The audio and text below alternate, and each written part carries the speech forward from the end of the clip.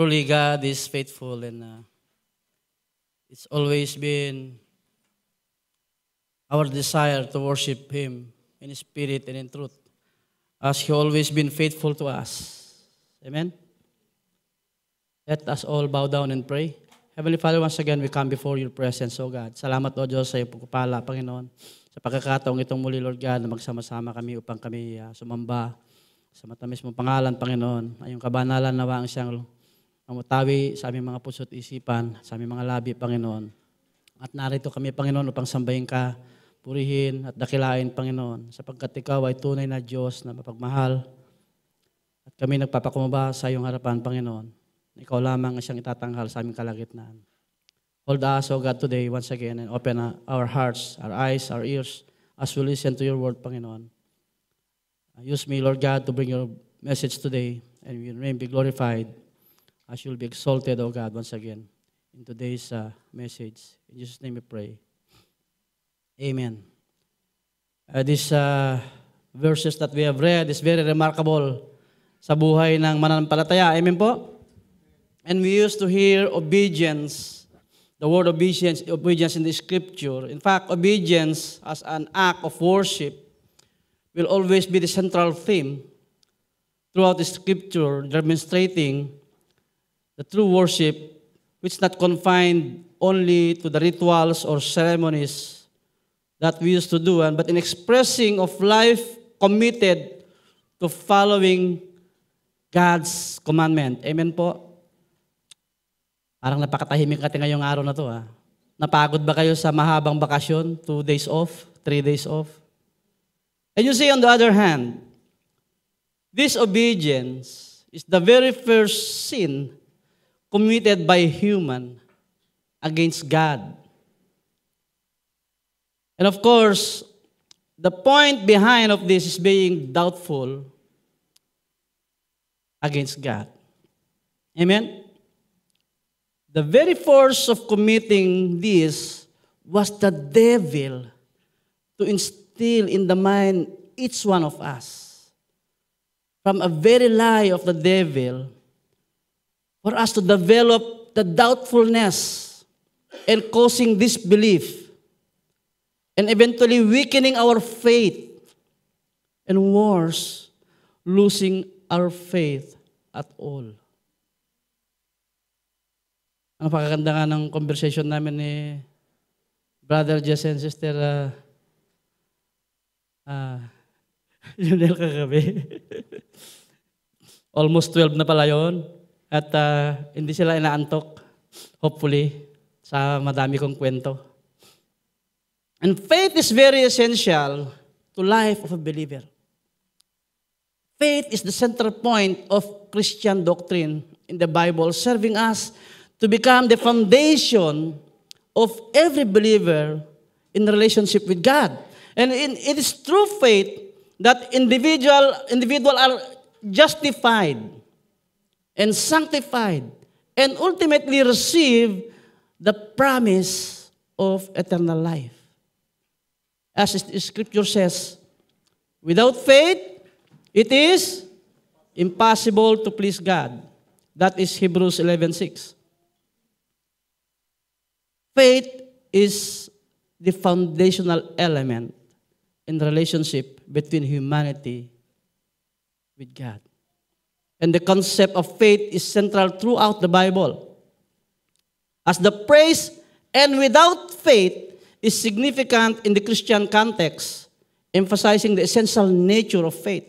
As faith represented by the Greek word pistis, hindi pisti, pistis, implies deep trust and confidence in God.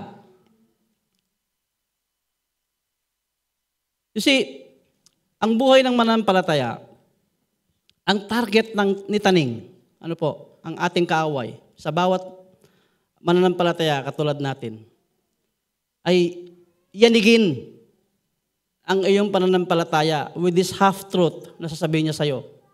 At the same that what he said to Eve. So the deeper you believe God must be founded with your faith with Him that He has been developed over time. When you surrendered your life to God, the true surrendering your very life to God. In fact, the Lord Jesus Christ pointing out this significantly in this scripture in His 3 years ministry. Kagabi nga, nag-uusap kami, yung 3 years ministry ng Panginoong Yesus has been massive and maximized. It's always over time. As the Bible says that faith is the bedrock of our relationship with God. Pag nagtatayo ka ng pundasyon, kailangan maayos yung pundasyon mo, yung bedrock, para hindi siya magunaw. Tag ito, lumubog. It's make our connection with God familiar and trustworthy.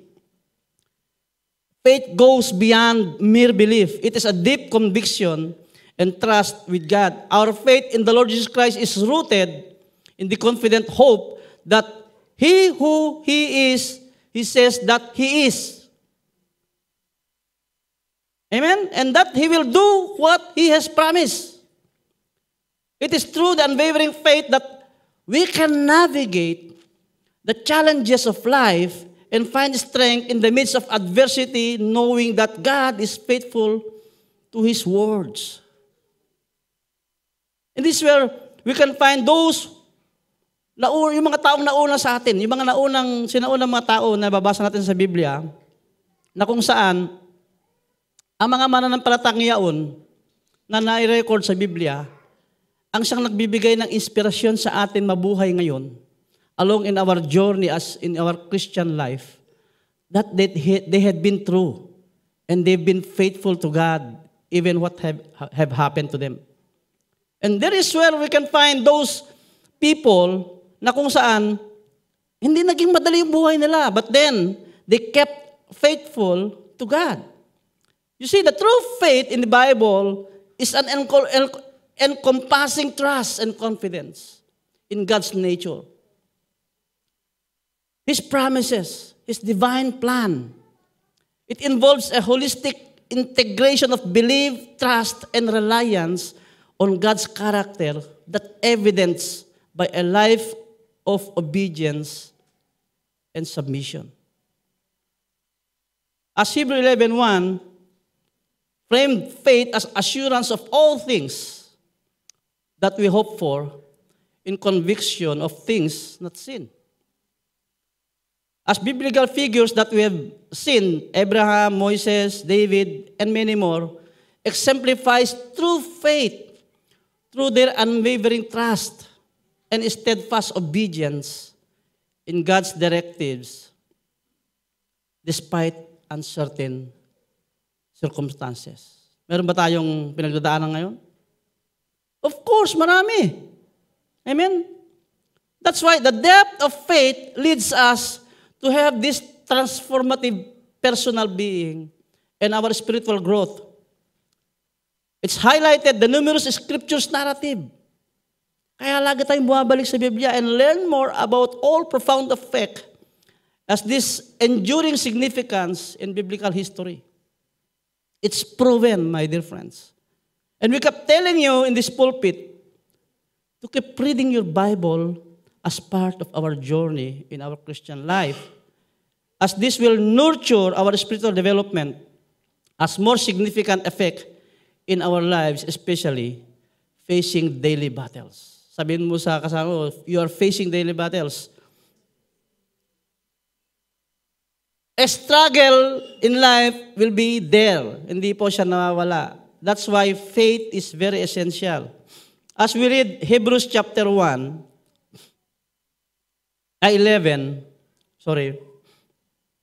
in verse 1, sabi niya, now faith is confidence in what we hope for and assurance about what we do not see. This is what the ancients were commended for. In verse 3, by faith we understand that the universe was formed at God's command, so that what is seen was not made out of what was visible. And in verse 4, by faith Abel brought God a better offering than Cain did. By faith he was commended as righteous when God spoke well of his offspring. And by faith Abel still speaks even though he is dead. And verse 5, by faith Enoch was taken from his life so that he did not experience death, he could not be found because God had taken him away. For before he was taken, he was commended as one who pleased God.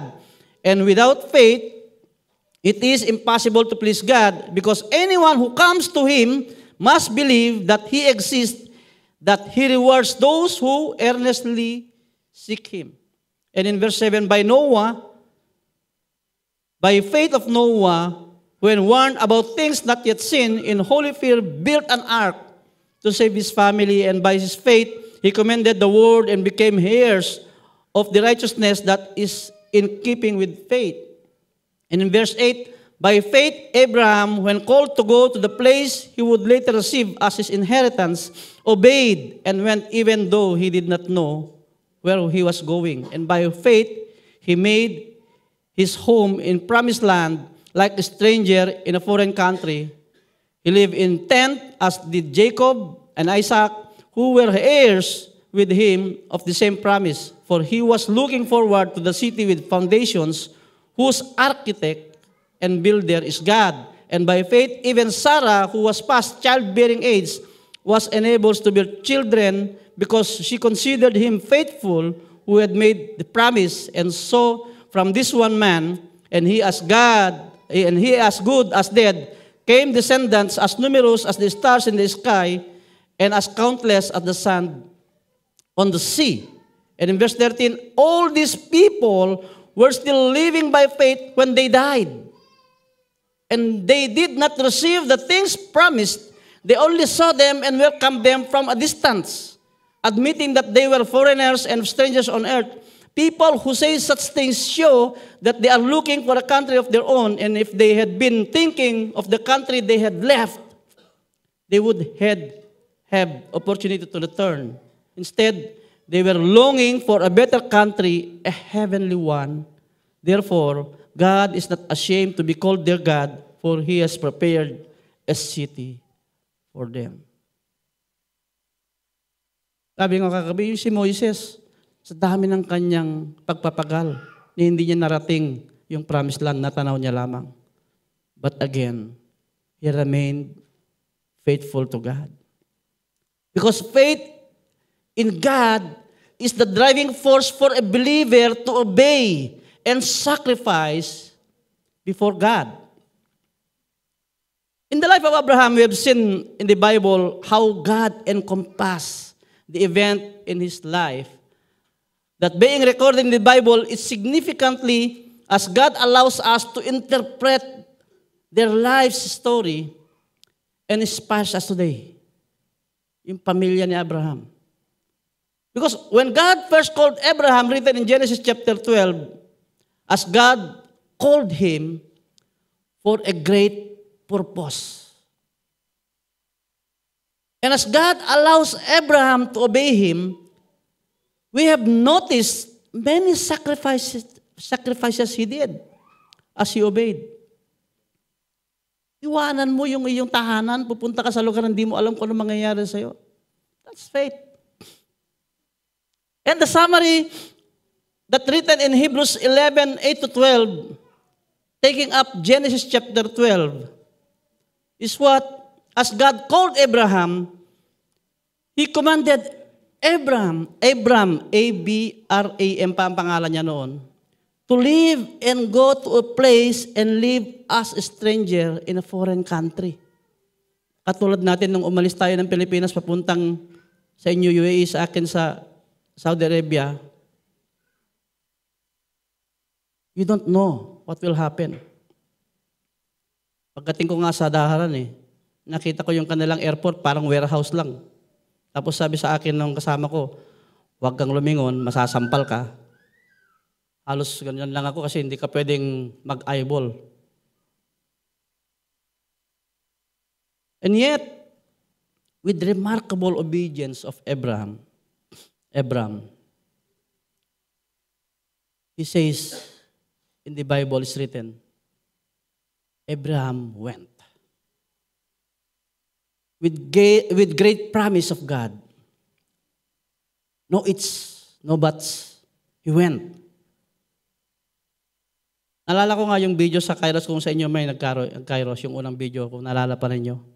Yung may telepono pa na napakalaki. At tinawagan si Abraham. So, where you are heading? Sabi niya. Ang sagot niya, I don't know. So, are you going? Ang sabi niya, that's what he says. So he obeyed. With God great promises to Abraham, he obeyed. And many people, mangako ka ngayon. Pangako mo langit at lupa. Tignan ko kung mag-obey sila sa'yo. Because in our time now, it's very different. And we don't know why people don't obey as they have these many reasons. That's why obedience is very significant to a believer's journey as you and me display the fruit of the faith. Kaya kailangan mo ng evidence. Amen? Pinapakita mo yung ebidensya. And obedience in biblical context refers to the act of following God's commands, statutes, and decrees. It is a central theme throughout the scriptures, emphasizing the importance of aligning one's heart in action in the will of God. It's the concept of obedience is rooted in the relationship between you and the Lord. Where God is, as He is the sovereign creator, it requires His creation to live according to His divine purpose. And Abraham at that point, as God called him with the start of great relationship and His covenant through mankind and through Abraham. You see, Genesis chapter 12, verse 1 to 4, sabi niya doon, the Lord has said, Abram, go from your country, your people, and your father's household to the land I will show you. Wala sa man sinabi doon, maraming bahay, pagkain. Wala sa sinabi.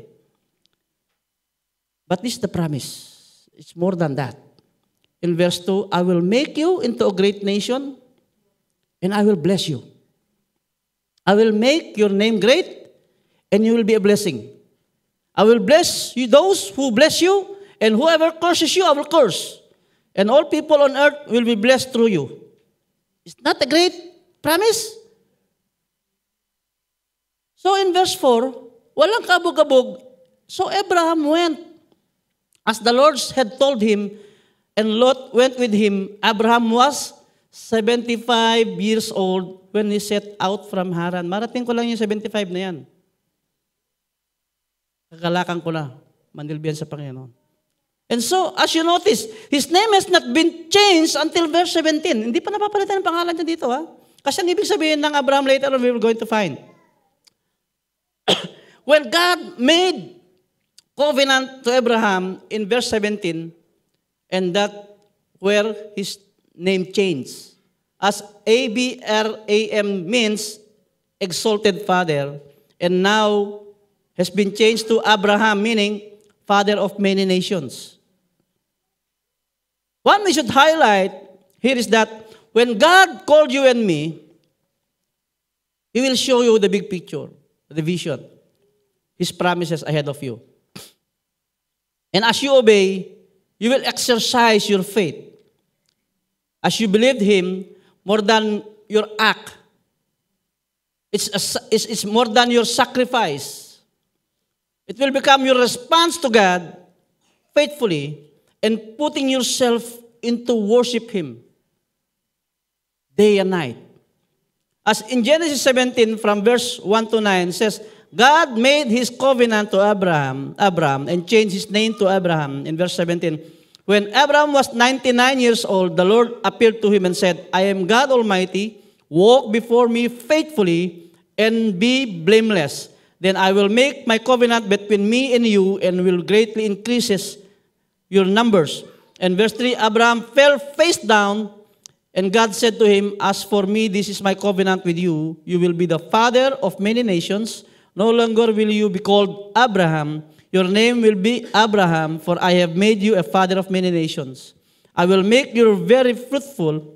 I will make nations of you, and king will come from you. I will establish my covenant as an everlasting covenant between me and you and your descendants after you for the generations to come, to be your God and the God, your descendants after you.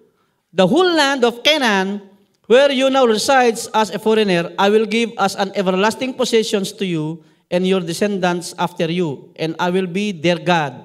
In verse 9, then God said to Abraham, as for you, you must keep my covenant, you and your descendants after you for the generations to come.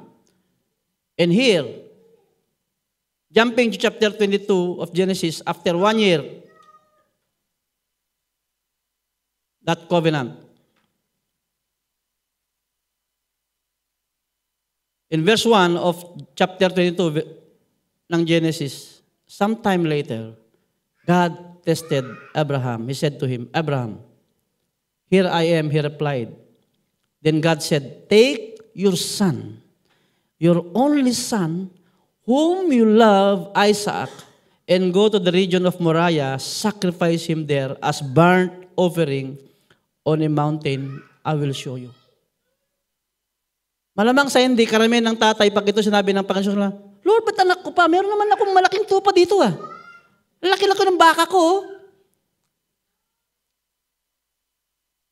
With this, putting ourselves as father to Abraham's situation, I know, it is not easy to obey. Take your son, your only son whom you love. And at that time, I think, the struggle inside Abraham's heart, it's not that easy.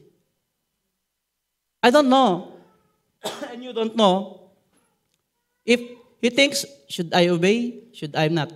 Should I obey? Baka meron pa siya nung, should I obey? Should I not? Should I obey? I don't know. And looking back, in these preceding chapters, before the Genesis, God promised Abraham to be the father of nations. Logically, paano magiging father ako ng nations? Aalay ko nga yung kaisa-isa kong anak eh. And what Abraham did is very remarkable. You see, we see in chapter 12, God said, I will make you a great nation. In chapter 13, God said, I will make your offspring like the dust of the earth, that if anyone could not count the dust. And in chapter 15, he said, do not be afraid, Abraham. I am your shield, your very great reward. And he took him outside and said, look up at the sky and count the stars. Indeed, you cannot count them. In chapter 17, as God said, I am God Almighty, walk before me faithfully and be blameless. Then I will make my covenant between me and you and will greatly increase your number. As God as He is, His great promises, we know very well that He is a sovereign God. He will fulfill it. And in verse 5, sabi doon, no longer you will be called Abraham. Stamp. Pulang-pula. You will be now called Father of many nations. As we continue in Genesis chapter 22, verse 3. Early the next morning, Abraham got up and loaded his donkey. He took with him 2 of his servants and his son Isaac. When he had cut enough wood for the burnt offering, he set out for the place God had told him about. You see, the following morning, maabot pa na di ba? Hindi naman agad-agad. Kinabukasan siya nag-prepare. Nakatulog kaya ito? We don't know. And it's recorded that their journey is to reach Mount Moriah. And I have to make some research about the distance. Kung in estimation, kung naglalakad ka ng 20 miles in a 12 hours daylight, of course, mahirap maglakad ng gabi, no? Pag wala kang ilaw. Ano yung time? Wala pang flashlight ng panahon nila eh. So, in 3 days na naglalakad, 2 days after that. It took them 65 kilometers to reach the place. Sa katandaan kong ito, baka hindi ko pa narating yung 65, baka namatay na ako sa kalsada. Lakad pa lang, baka namatay na si Isaac. What drove Abraham to do this is his great faith to God. As he was being commanded, then he obeyed. We don't know the details of his struggles. However, along the way, he is firm with his obedience. Then in verse 5, he said to his servants, stay here, siguro mga aakyat pa sila ng konting hakbang. Sabi niya doon sa kanyang mga servants, stay here with the donkey while I and the boy go over there. We will worship and then we will come back to you. It's a firm decision as they obeyed God. We will worship and we will come back. Hindi sinabing, we will worship and I will come back. Kasi mamamatay yung anak niya. We will worship and we will come back. That's faith. As he obeyed, he sacrificed. Hindi mo pa inaalay yung anak mo. You are now sacrificing inside you. And sacrifice in the Bible refers to the offering of something valuable to God as an act of worship. Yung pinakamamahal mo. In the Old Testament, the sacrificial system was centralized in worship of Israelites in their relationship with God with various offerings such as burnt offering, grains offering, and peace offering were prescribed in this Mosaic law. As this sacrifice served means the Israelite expressions as they seek devotions, express devotions, seeking forgiveness, and maintaining fellowship with God. That's why as we obey, we worship. As we sacrifice, we worship. In verse 6, Abraham took the wood for the burnt offering and placed it on his son Isaac. And he himself carried the fire and the knife as the two of them went together. And Isaac spoke up and said to his father, Teka, Tay. Yes, anak. Ready na po yung kahoy at yung panggatong. Asan po ang ating iaalay? It's a valid question. And notice the question, as Abraham replied, he displayed faith. And this also gave Isaac motivation into his journey. As the same motivation with Abraham, as he had this faith to God, is the same teaching that you and me should apply in our system of life. It's a discipline for us to exercise our faith. That's why in verse 8, as Abraham answered, God himself will provide the lamb for the burnt offering my son. And the two of them went on together. In this very event, as God, he pictured to Abraham, and sometime later, as we read the succeeding verses of this chapter 22, God provides. And you see in this very picture, and sometime later in the life of the Lord Jesus Christ in flesh, he was the provision of God for you and me to be saved. For you and me not to be crucified. For you and me to see how faithful God is. Amen?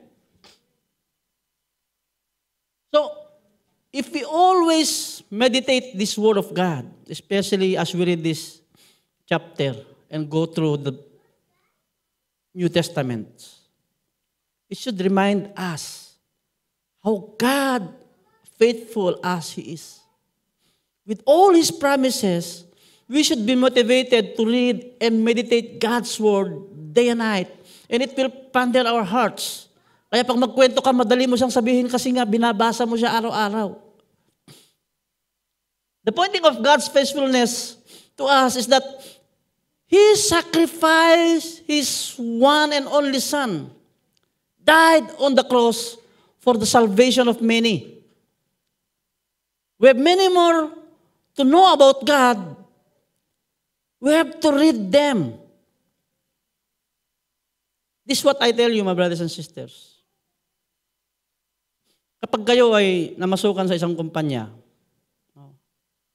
quality control for one. Ang quality control kasi ay kailangan mong alam yung mga basic standards when you applied these inspections. For example, nasa QC ka at sinabihan ka ng kumpanya, this is the manual. Study this, learn more about this. As you perfectly learn about this and applied it, in a year, we're going to give you increase and promotions. Anong gagawin mo? Sa palagay ko, baka magpuyat ka pa, magbasa eh. At aralin mo yan, palagay ko, panayang notes mo eh. And for sure, you will spend efforts after efforts because of the promise. Amen? And this book, this Bible compilation of 66 books, is not just talking about promotions and increases. It's beyond that. Talk about life. And we have tasted and see God's faithfulness in our respective journeys. That's why reading the Bible is very essential sa ating buhay. Ang pagbabasa ng Biblia ay hindi naman sinasabi kung nasa mood ka o wala ka sa mood. Ariin mo na ito ay maging, kung masasabi mo ang word na hobby, no? It's intentional. You see, Hebrews 11:1 says, now faith is the assurance of what we hope for. Ito ay in your certainty of what we do not see. Na ito ay mangyayari. Now, faith is the confidence in what we have hoped for. And as assurance about what we do not see. It's the evidence of things we cannot see. And as being claimed, as you and me claimed, as saved, we are to be a dynamic followers of Christ. Hindi tuod. We are dynamic. And John 14:15 says, if you love me, keep my commands. There is actions. Loving is a verb, is an action word. The Christian journey that we are always talking about is a term used to describe your spiritual growth and development within you in your personal relationship with God. As you seek Christ day by day, as you live according to His teachings. It's about growing with faith. It's actively living out one's belief. Ipinamumuhay mo yung salita. As the journey begins with accepting Jesus Christ as your Lord and Savior, followed by studying God's Word and prayer and fellowship with Christians like this is more of evidence that you are obeying God and sacrificing in a way in the togetherness toward God. Amen? This is the body of Christ.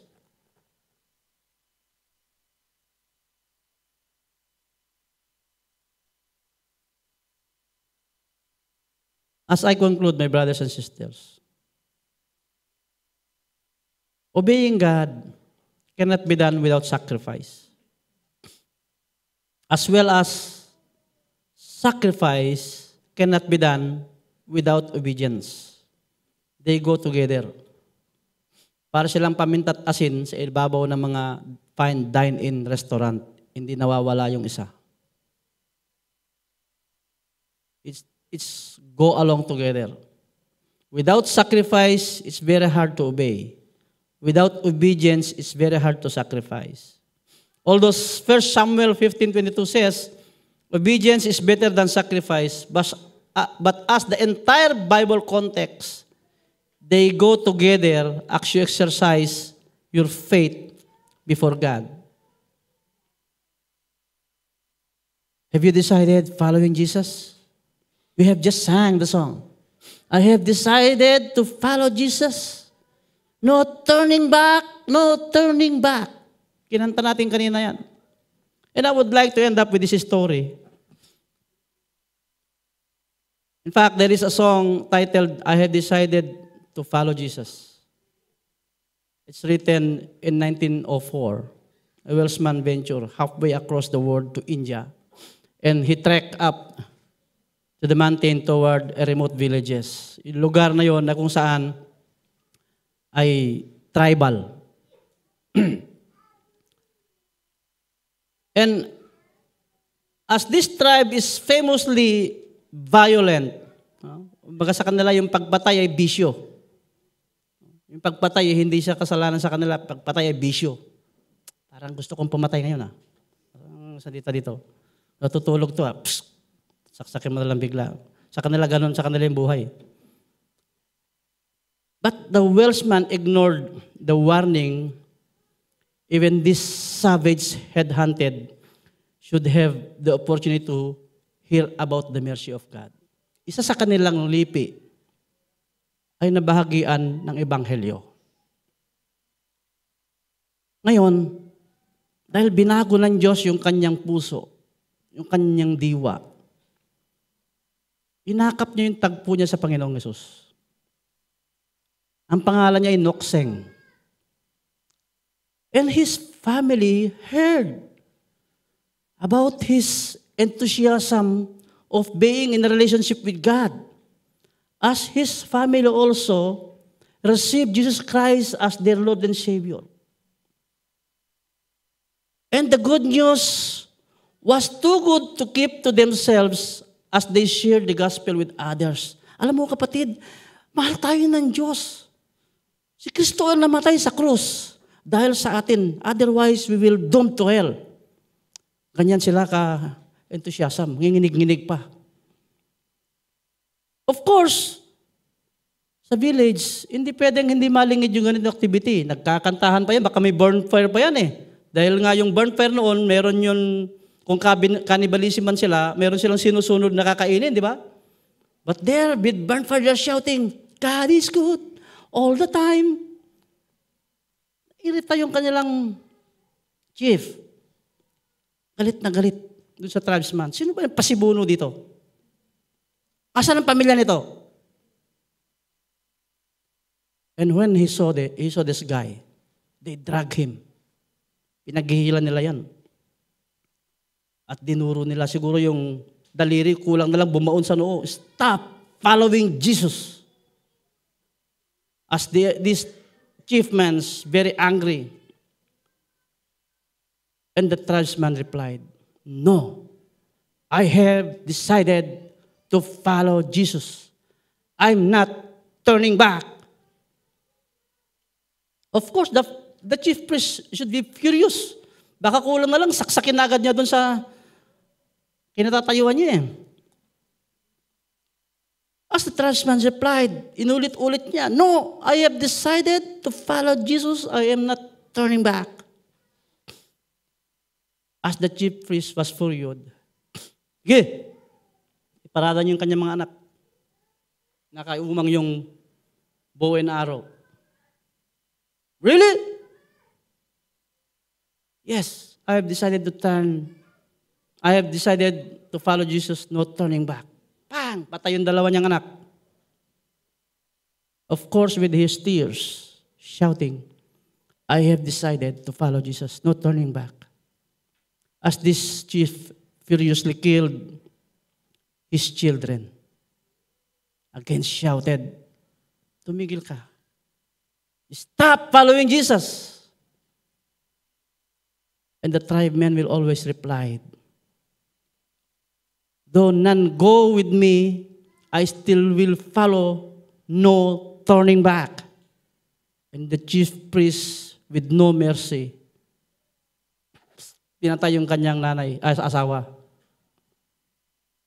Now you will going to stop following Jesus. Yan na lang mag-isa. Maybe this tribesman with full tears in his eyes, looking in the eyes of this chief man, telling him, the cross before me, the word behind me, no turning back. And the chief could not believe in his ears. And he killed this tribeman. His obedience brought him to sacrifice not only his life, but his full family, as he obeyed and sacrificed to God. Jesus says, if a grain of wheat dies, it bears much fruit, and that day many of the villagers who witnessed the persecution of that tribesman and his family also decided to follow Jesus. Ang sinabi ng chief priest, why should this man, his wife, and 2 children die for a man who lived in faraway land on another continent some 2,000 years ago? There must be something. There must be remarkable power behind the family's faith. And he decided to follow Jesus as well. Sabi niya, I too want to taste that faith. In his spontaneous confession of faith, he declared, maybe in his grief and conscience killing the whole family. I'm imagining this chief man crying, shouting, I too belong to Christ. And when the crowd heard this, that's why leadership is very essential in a group. The whole village accepted Christ also as their Lord and Savior. And even the chief himself became the followers of Christ. The tribesman's last words became the song of the village till today, as we always sang now in our generations. 100 years later, you still sing, and I know 100 years afterwards, that people of the church will always sing, I have decided to follow Jesus, no turning back, no turning back. And, you are singing the word of a dead man who lost his children, lost his wife, and eventually lost his own life for Jesus. How many of you and me lost loved ones? And some of you might have complete family members today and still have this own life. And why we falter in faith when you lose the little things you have valued on earth? Nawalan ka ng girlfriend, nawalan ka ng boyfriend, ayaw ko na, Lord. Nawalan ka ng trabaho, ayaw ko na, Lord. Nawalan ka ng biyanan, ayaw ko na, Lord. Tawa si Ana, biyanan ang nasabi ko. You see, James chapter 2, verse 14 to 24, is addressing each one of us as we call ourselves believers. As we are now challenged to operate this in faith after salvation, in which our faith should demonstrate our obedience and sacrifice to God, resulting to good works that are approved by God. Because when James speaks of salvation, he is referring to the believer's deliverance exponentially. It's after salvation from the sin to nature of doing this old life with this cosmic system of the devil. When Paul speaks of salvation, he is referring to eternal salvation. And therefore, we see that James speaks of the work of faith in James 2, whereas Paul speaks works of the law. The works of faith, it speaks about the believers to perform after salvation. May ginagawa ka. And we have to proclaim to follow Jesus. We do the same in our actions. And why do you threaten yourself? Stop following Jesus. With having these hardships, with having these struggles in life, with these adversities that we are having. Why many people deny Christ's lordship over their lives when their friends around them? Pag meron kang mga kasama na hindi mananampalataya, you even follow them than Christ. And you see, following Christ and not following Christ is still the same. You're going to lose job if you're going to lose your job. And you can lose your loved ones as well, lose your friends. You can lose exams. You can lose great opportunities in life. Even your romantic interests. You can lose literally everything here on earth.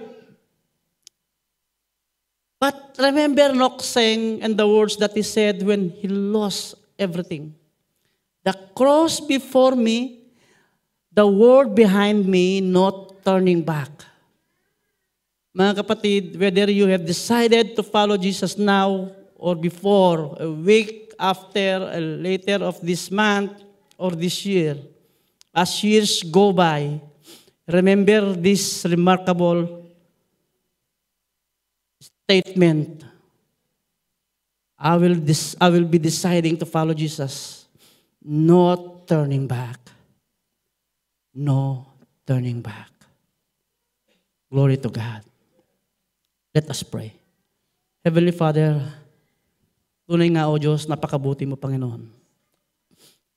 We don't deserve anything in this world. We don't deserve even this life. If we don't deserve even to worship you. It's all a privilege just given. It's a privilege that we should come before you, before your throne in humble heart to worship you all the more.